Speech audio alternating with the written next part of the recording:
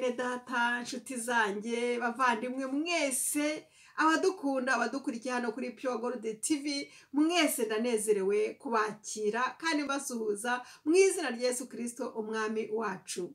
Iyi televiziyo Pure Gold ni televiziyo y'abakristo, nayita nkunda kuyita icyumba ni icyumba cy'amasengesho n'urusengero rw'Imana, ndahubaha cyane kuko niho Imana yampaye ngo njye mpavugira ubutumwa bwiza kandi ngo njye mpafashiriza abandi bafashwe, dufatanye kandi tuhigire ijambo ry'Imana, tunasengeranirize hamwe, twese tugasengerana.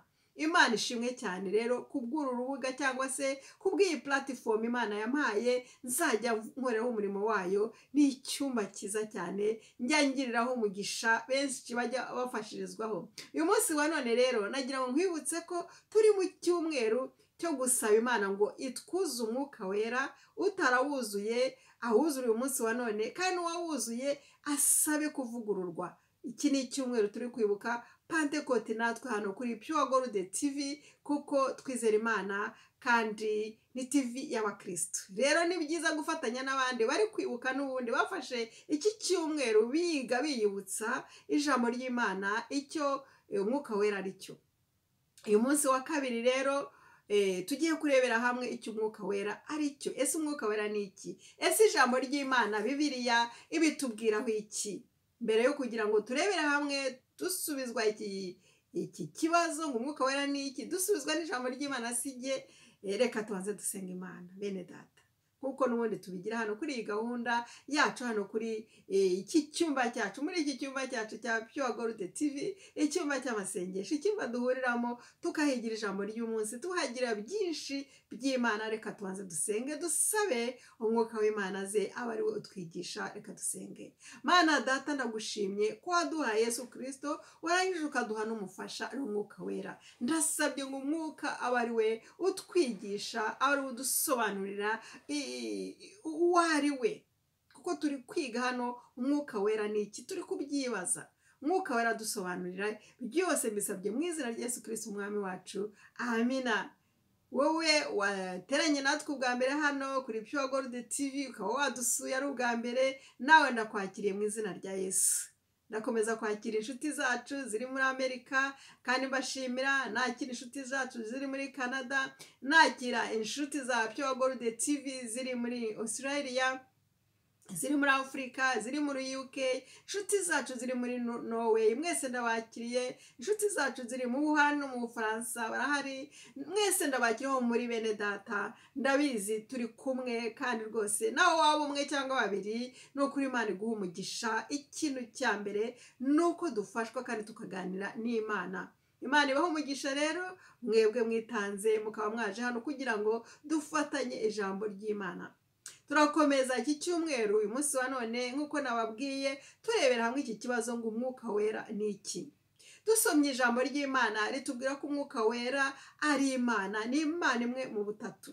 Igihe Imana yaremaga ijuru n'isi mu gitabo cy'Itangiriro, tubona ko umwuka wera yari ahari. Reka tubirebe.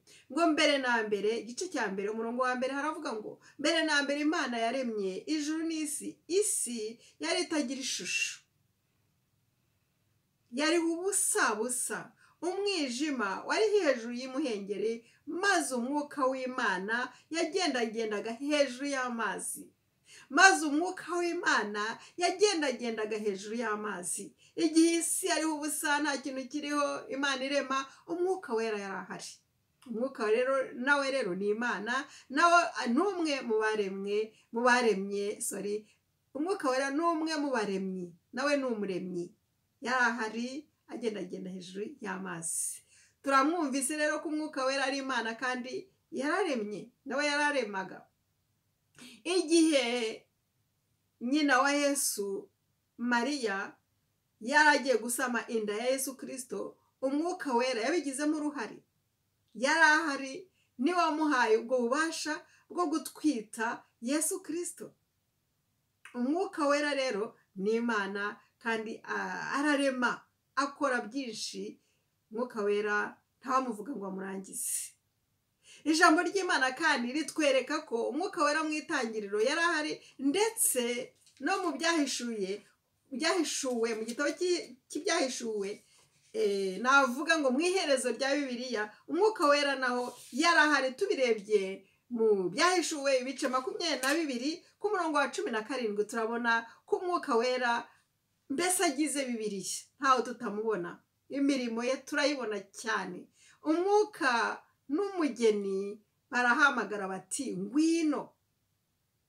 Umwuka n'umugeni barahamagara bati ngwino. Umwuka wera rero afite uruhari muri Bibiliya mu byanditswe byera. Hose dusanga ko afite imirimo arakora agize Bibiliya yera.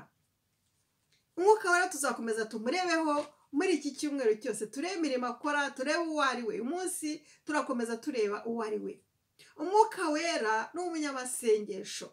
Umwuka wera arasenga cyane, aragusengera. Umwuka wera kandi afite akamero nk'akawe n'akanjye. Umwuka wera agira agahinda. Umwuka wera arwanya abamubabaza kuko arababara, ariko iyo umubabaje arakurwanya.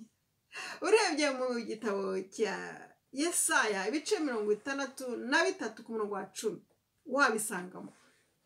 Umwuka wera aratuvuganira. He is advocate. Aratuvuganira, n'umuvugizi wacu, n'umuvugizi wanjye. Iyo ngize ikibazo umwuka wera abahari aramvuganira. Umwuka wera ni umwigisha, aranyigisha, arakwigisha. Umwuka wera adufasha mu ntege nke, akadusengera, akatunihira n'ijambo ry'Imana. Umwuka wera aratuburira, akatubwira ibyenda kubaho. Iyo hari igikomeye kigiye kukubaho arakuburira ati itonde, hari ikibazo, itonde, arakuburira. Umwuka wera aduha amakuru tutazi, akatubwira amakuru yo mu ijuru, akatubwira ibintu mu ijuru wavuze ngo yenda ku byo data yavuze, akaza akatubwira. Amen. Umwuka wera aratwigisha, akatwibutsa. Umwuka ni umujyanama. Mbese umwuka wera afite amazina menshi cyane, tuzagenda tuyareberaho. Aho gusa nagira ngo mbabwireho gato cyane cyane ku kibazo tugiye kwibazaho uyu munsi kitubwira ngo umwuka wera ninde. Icyo kibazo ndakigusigiye nawe uyu munsi ugitekerezeho. Njye nkubwiyeho duke cyane, ni byinshi. Imana ikomeze igufashe. Uyu munsi rero ni uwa kabiri, navuga ni parte 2 yo gukomeza dusaba Imana ngo itwuze umwuka wera kandi ituvugurure. Abawuhawe n'ubundi tuvugururwe, kuko ngo umwuka wera Imana ishaka ko tuhora tuwuzuye, ngo muhore mwuzuye umwuka wera. Umwuka wera ntabwo uza rimwe, ni uguhora twuzuye umwuka wera kugira ngo dukomeze tugirane ubumwe n'Imana, kuko umwuka wera niwo tubashisha. Imana ikugirire neza, ukomeze wuzure umwuka wera, ukomeze usabe wowe utari wawuhabwa, byanze bikunze uzawuhabwa kuko ni isezerano ryawe kandi ni ubuntu. Imana iragukunda, ukomeze ube imbere yayo usaba imbaraga z'Imana, urazihabwa. Tuzakomeza ejo, ntuzahabure. Imana iraduhishiye byinshi cyane, tuzareba ejo. Imana iguha umugisha.